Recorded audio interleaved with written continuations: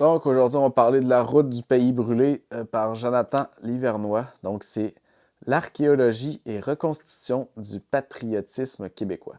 On est encore une fois aux éditions Documents. Donc il est une petite édition là, qui fait des livres d'environ... On est sur 70 pages.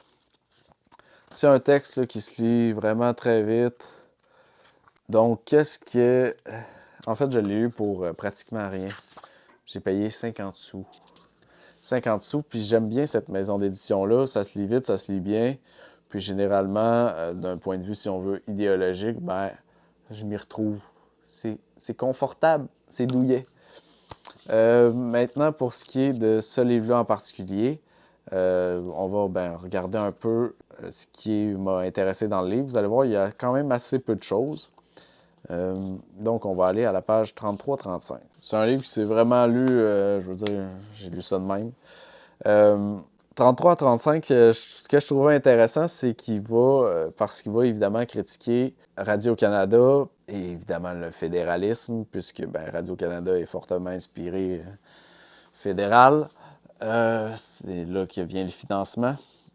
Puis, dans le choix télévisuel qui est présenté, donc, puis il va faire l'analyse entre deux séries qu'on connaît très bien au Québec, ce qui est les belles histoires des pays d'en haut, qui sont diffusées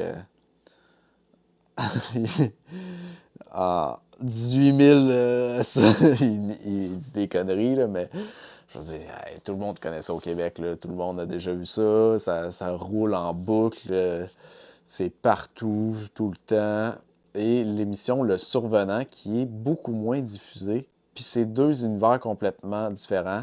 Donc, il dit que, tu sais, dans les belles histoires des pays d'en haut, ce qu'on retrouve, c'est le petit Canadien français, tranquille, stable, sans risque, malgré la colonisation, qui est jamais vraiment méchante, qui est content de lui-même. Tandis que dans Le Survenant, on est vraiment dans le personnage qui est toujours au bord de s'en aller, de partir, de quitter, d'aller voir ailleurs. Bref, qui est pas bien dans ce pays où rien change. Puis, on a évidemment fait un choix, qui est peut-être un choix politique aussi, de passer en boucle principalement les belles histoires des pays d'en haut. Puis je pense aussi parce que le public aime ce genre de contenu-là, parce que c'est tout simplement moins confrontant. Page 65, donc, il va parler du problème de la souveraineté au Québec, de ce qu'il dit dans le fond qu'on a voulu vider l'indépendantisme du projet de société progressiste. Donc, c'est le gros défaut du Parti québécois qui a comme essayé d'aller beaucoup trop large pour essayer de rejoindre plus, peut-être. En fait, c'est certain que c'est pour rejoindre plus, puisque c'est comme ça qu'il y a la prise de pouvoir.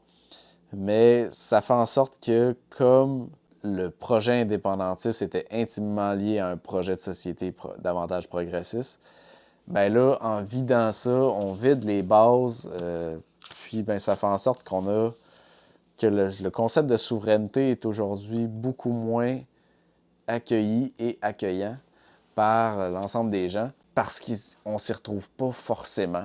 Puis, il va parler aussi de la quête identitaire qui a évidemment pas toujours relevé les plus beaux côtés du souverainisme. Puis donc, pour renouer, sous prétexte de renouer avec une tradition d'antan. Mais bon, comme il dit, c'est un peu lamentable. Puis, ça a créé une chute d'intérêt parce que là, il y a des gros problèmes au niveau de la souveraineté au Québec. On dirait que c'est plus dans les cahiers. C'est plus. Ça a été vidé de toute l'essence d'une société beaucoup plus progressiste qui était liée avec le projet de souveraineté, tandis que maintenant, en fait, maintenant, on n'en parle pas beaucoup, je trouve. Bref, La route du pays brûlé.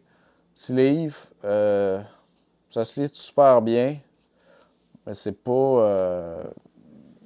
C'est une petite lecture, là. Si on s'intéresse au patriotisme, ça peut être intéressant, mais il y a d'autres livres aussi beaucoup plus pertinents.